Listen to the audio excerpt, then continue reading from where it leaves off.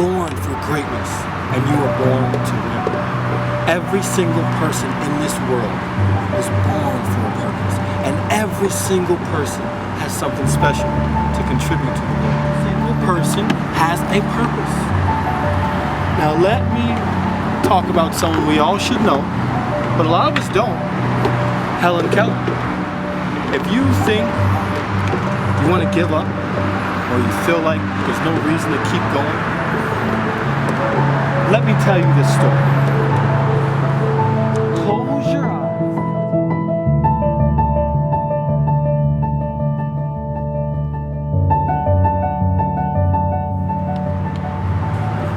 When I was thinking about which one of my stories to tell, I was stumped, because fortunately, I've been blessed with a lot of misfortune.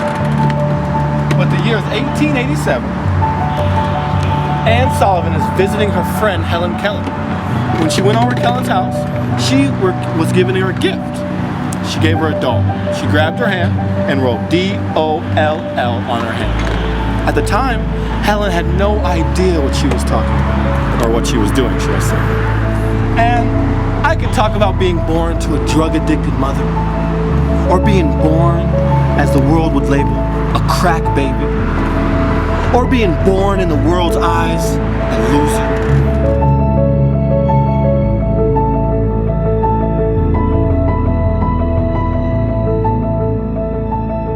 What's going on? On one of these visits, Helen Keller just happened to be washing her hands.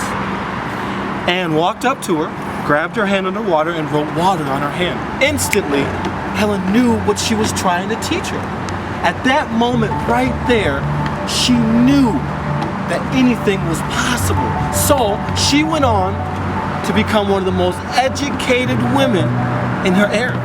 But I decided to tell the story of the most devastating day in my life. I remember it vividly. I was driving home, and it was a fierce blizzard. It took me about 4 hours to get home. I think I was about 2 miles from my house with non-stop persistence, with a belief that anything is possible. Helen Keller learned to speak. She then went on to the world and spread the message of optimism, hope, and good cheer. Now that is simply amazing. I think I was about 2 miles from my house when I spun out, and all I remember seeing were the lights coming straight at me. And then boom! I went spinning and my world went spinning with me. Now I want to quote one of my favorite motivational speakers, Les Brown. He says, "A little bit of the world dies when you die or fail to give your gift to the world."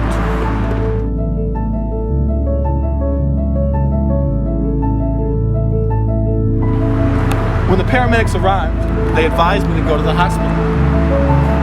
So what did I do? I picked up my phone and I started calling Jerica, who was my wife at the time.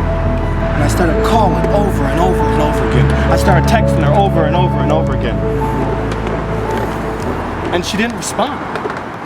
So, instead of going to the hospital like I should have because I was in extreme pain, I had the paramedics take me home because I had no money and no ride home, and I didn't want to get stuck at the hospital. I had the paramedics give me a ride home. I arrived around 5 a.m. after working an 11-hour shift, driving for 4 hours, and totaling my brand new car.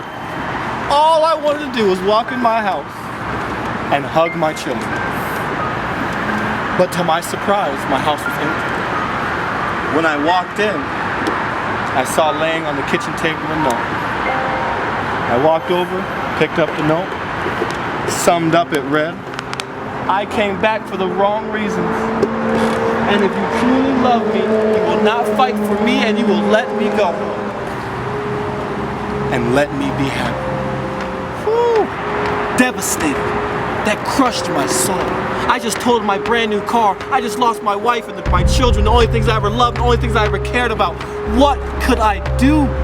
At that moment, I got on my knees and I praised God in advance for the life that I was going to be living.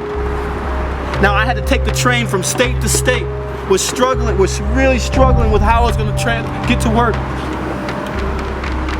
So when I finally made it to work and figured out my ride, the first thing I did was walk over to the request office. I wrote down, I'm going to be off the last week of January and I'm going to Jamaica. Now, it's funny, a lot of my coworkers thought I was crazy. And I knew most of them thought I was being phony. But I knew what they didn't. That with the power of my mind and the power of my words, that I can manifest anything into reality. So, I started immediately telling anyone and everyone that I'm going to Jamaica the last week of January. And before I had the money for it, before I had the trip booked, everyone knew or thought that I was going to Jamaica the last week of January. Now I stand here today and tell you, not only, friends, did I go to Jamaica, I swam with the dolphins. I went horseback riding on the ocean shore. I went zip lining down the waterfalls in the jungle. And to top that off, this year I've already been to Mexico and Miami for the first time as well.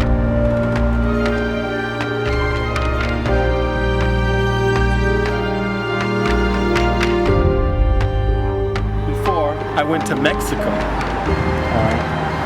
I booked the trip and I decided I wanted to teach as many people as possible what I know and what I believe and how I live my life.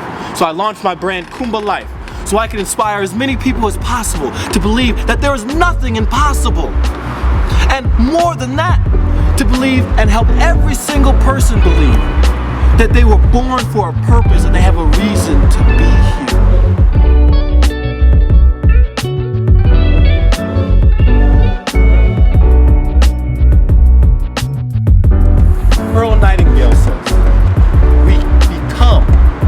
What we think we will be. Are you focusing on all the struggles? I know life is going to beat you down and knock you around, but is that what you're focusing on? Are you focusing on all the struggles? Are you focusing on all the problems? Dr. Vincent Norman Peale says, we can prove our existence through our problems. So, don't focus on the problem. That's not what we're supposed to focus on. We are supposed to focus on the solutions.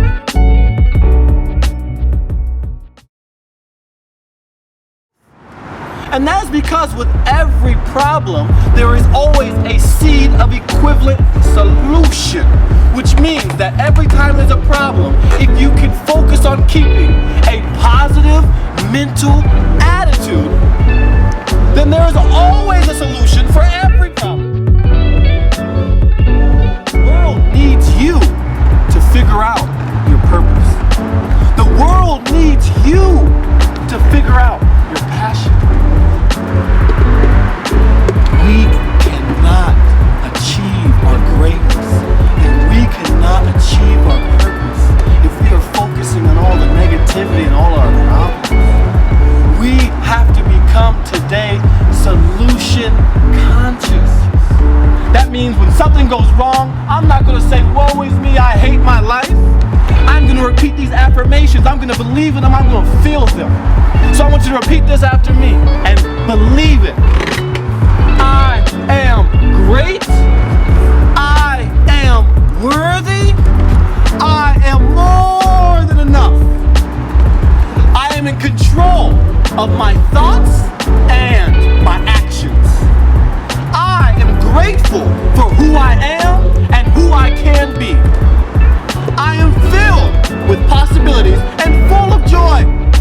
And most of all, the one that we have to know, the one that we have to believe, the one that we have to know that we can achieve, and it is possible, that we are unstoppable. So I want you to repeat this after me. I am unstoppable. Say that one more time. I am unstoppable. Turn to your neighbor on the left. I want you to tell them,